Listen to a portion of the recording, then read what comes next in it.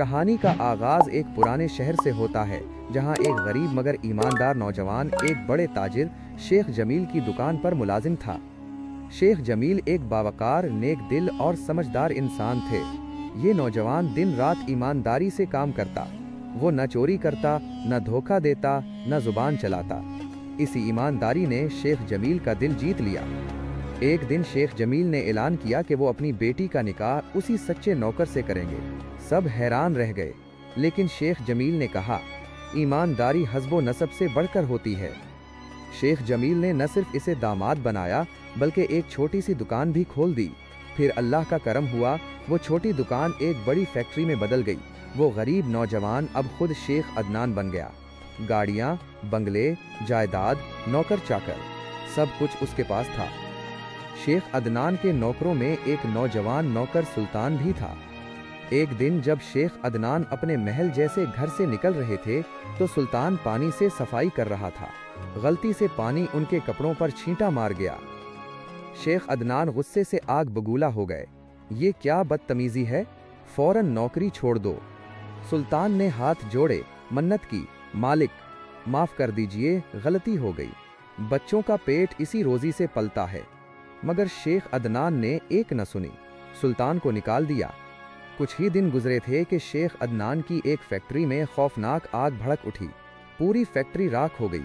कई मजदूर झुलस गए। अहले खाना को हर्जाने देने पड़े। दूसरी फैक्ट्री बंद हो गई। गोदाम, बंगला, गाड़ियां, सब बुकता चला गया। शेख अदनान, जो कल तक 2 कनाल के बंगले में रहते थे, आज 5 मरले के छोटे से घर में जिंदगी गुजार रहे थे।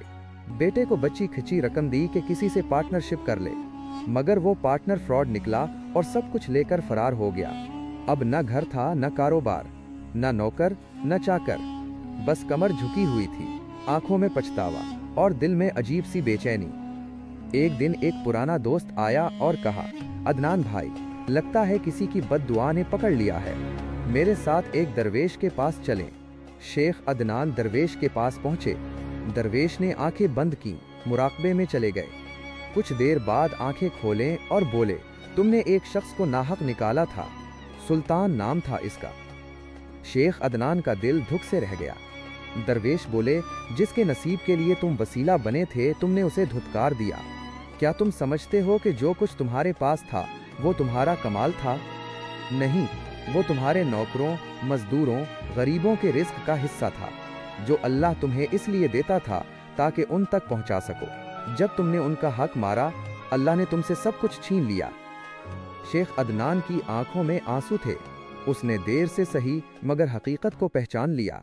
वो दोबारा सुल्तान को ढूंढने निकला, मगर वक्त गुजर चुका था। सबक: माल इंसान को जमीन से उठाकर आसमान तक पहुंचाता है, मगर जब वो अल्लाह की दी हुई नेमतों पर तकब्बुर करे, तो वही नेमतें उसके लिए जवाल बन जाती हैं। कभी किसी गरीब की बद्दुआ को मामूली मत समझो, वो अर्श हिला सकती है।